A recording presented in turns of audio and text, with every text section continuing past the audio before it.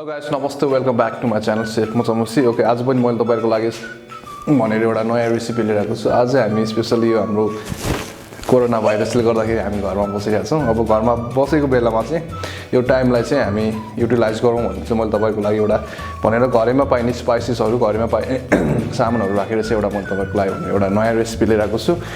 म चाहिँ आज यो चाहिँ हाम्रो आटा हो। आटा प्लस यो हामीसँग के रे आलु छ। आलु र आटालाई चाहिँ म मोमो बनाउन जाँदै छु गाइस। आज यसलाई अब के नाम दिने मलाई एक्चुअली नाम पनि थाहा छैन हैन। त्यस आटालाई मुस्ने आलुको किमा बनाउँछौं हामी। त्यसपछि त्यसमा स्टफिङ गरेर चाहिँ आज हामी आटा स्टफ विथ पोटेटो मोमो चाहिँ आज हामी रेडी गर्छौं, त्यो पनि फ्राईमा। ओके गाइस त्यसपछि यो फर्स्टमा हामी यो आटालाई निट गर्छौं, मुछ्छौं। त्यसपछि चाहिँ हामी अनि यो जति पनि बाँकी सामानहरु छ यसलाई हामी राखेर बनाउँछौं। ओके त्यसको लागि चाहिँ मैले लिएको छु पानी प्लस आटा अनि एकचोटी मज्जाले हात चाहिँ मज्जाले पखाल्नु होला। मेरो पुरै क्लीन छ, मैले डेटोलले वाश गरेर स्यानिटाइजरहरु युज गरेर मेरो हात पुरै क्लीन छ। तपाईले क्लीन ह्यान्ड पनि युज गर्न सक्नुहुन्छ, तपाईले ग्लोभ्सहरु लगाएर पनि युज गर्न सक्नुहुन्छ। ओके फर्स्टमा चाहिँ यसलाई हामी निट गर्छौं। बिस्तारै थोरै थोरै यसमा हामी पानी एड गर्ने अनि यसलाई बिस्तारै मुछ्नुस्। घरमा तपाईले रोटीहरु बनाउँदाखेरि जस्तो डोहरु बन्छ हामी त्यस्तै डो चाहिँ बनाउँछौं यसको।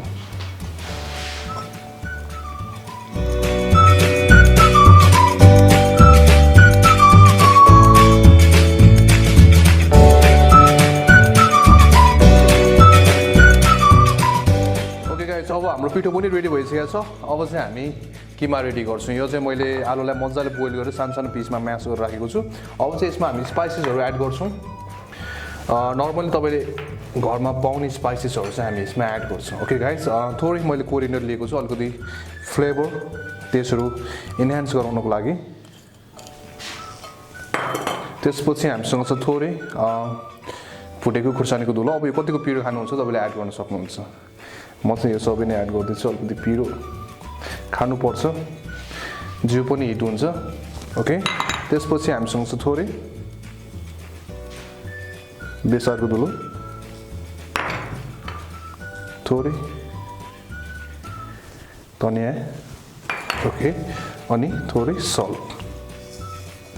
अब यो चाहिँ तपाईले आफ्नो टेस्ट अनुसार राख्न सक्नुहुन्छ। ओके अब यति भइसकेपछि यसमा चाहिँ हामी थोरै मेथीले जान्छौं। अब यो जिजी पेस्टलाई चाहिँ म स्पेशली ओइलमा एकछिन फ्राई गर्छु, त्यसपछि मात्रै यसलाई यसमा एड गर्छु किनकि यो काँचो भएको हुनाले चाहिँ एकछिन यसलाई म कुक गर्छु। त्यसपछि यसमा राखेर चाहिँ यसलाई प्रपरली मिक्स अप गर्छु। अब यतिकै राख्नु भए पनि हुन्छ, राख्नु भयो भने चाहिँ अलिकति काँचो फ्लेभर आउन सक्छ गाइस। ओके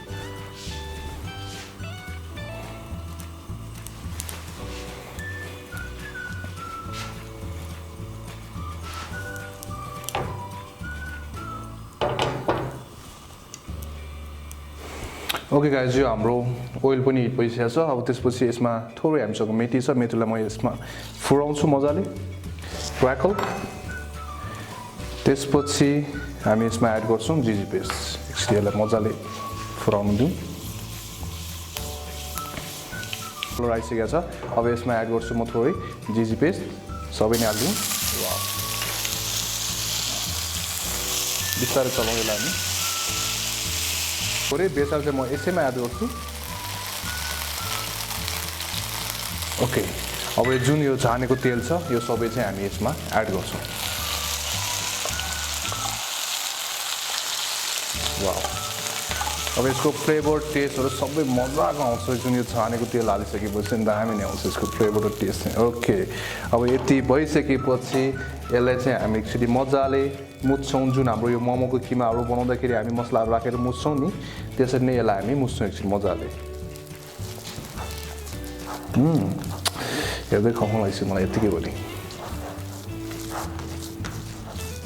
ओके यो हाम्रो मोमोको लागि किमा पनि रेडी भयो। अब यसमा नुन लागेको छ कि छैन पहिला थोरै टेस्ट गरौँ हामी।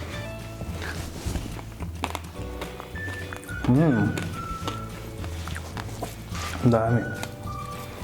ओके यो हाम्रो पिठो पनि अलमोस्ट रेस्टिङ भइसकेको छ। हाम्रो 10 मिनेट जति रेस्टिङ भयो। अब यो हाम्रो एकदम तपाईले देख्न सक्नुहुन्छ मजाको सफ्ट भइसकेको छ यो। अब यसलाई हामी निकालेर चाहिँ सानो सानो पेडा बनाउँछौं, डल्लो बनाउँछौं। तपाईले देख्न सक्नुहुन्छ कस्तो मजाको सफ्ट अनि स्ट्रेची पनि भएको छ। अब यस्तो भयो भने चाहिँ तपाईँको बिग्रिने फुट्ने चान्सेसहरू चाहिँ धेरै नै कम हुन्छ। अब यसरी सानो पेडा बनाउनुहोस् मजाको।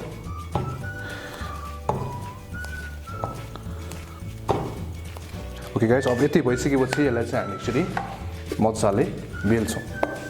सानो हाम्रो ओके यो भयो।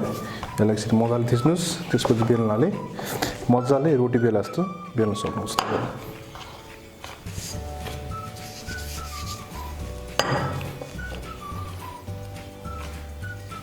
ओके गाइस, यो चाहिँ हाम्रो अलमोस्ट बेल पनि सकेको छ। यसरी सानो फ्ल्याटमा अलिकति फ्ल्याट हुने गरी बेल्नुपर्छ। अब चाहिँ यसलाई म यो आलु किमालाई चाहिँ यसमा स्टफ गरेर चाहिँ मोमो बनाउँछु गाइस। ओके, अब यो अलिकति ठुलो भएको हुनाले चाहिँ यसमा अलिकति हामी बेसी किमा एड गर्छौँ। यसरी चाहिँ तपाईँले बिस्तारै यसरी मोमोको सेप दिन सक्नुहुन्छ।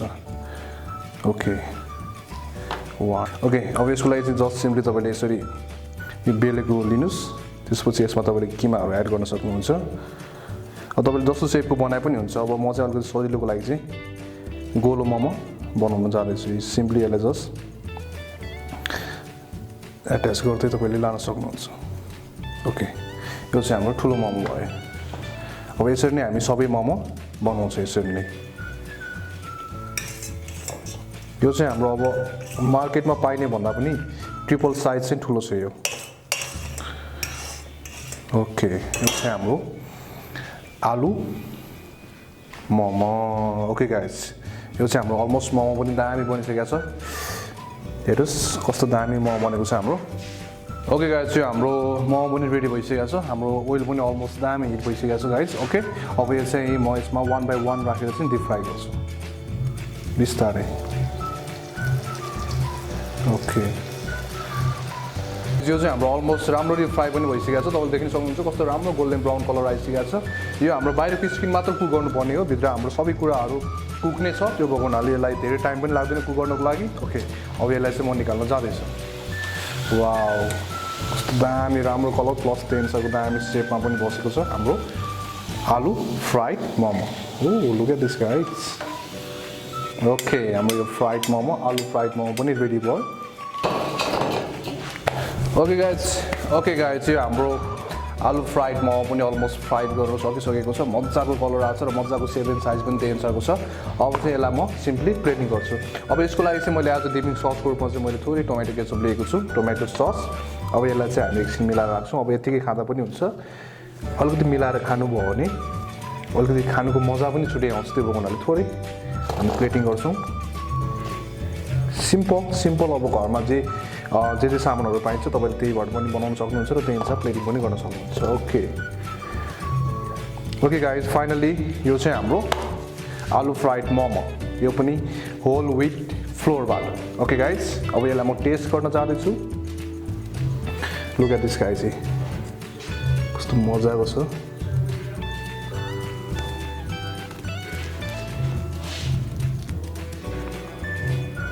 अब यसलाई सिम्पली डिप गर्नु।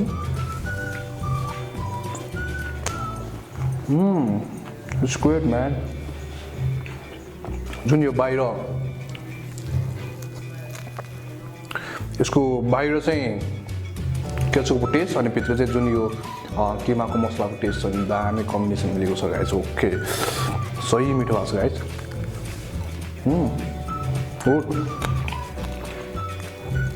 ओके गाइस, अब त्यही नै हो। अब घरमा फ्री टाइम भएको बेलामा तपाईँले ट्राई गरेर खानु होला, एकदम मिठो बनेको छ। अनि यो भिडियोलाई लाइक कमेन्ट सेयर सकेसम्म धेरैभन्दा धेरै गरिदिनु होला, सो द्याट तपाईँको साथीहरूले पनि यसरी मिठो मिठो कुराहरू बनाएर खान पाओस् भन्नको लागि चाहिँ गाइस। ओके, सब्सक्राइब चाहिँ गर्न नबिर्सिनु होला guys. Okay, then see you on the next video. Bye by.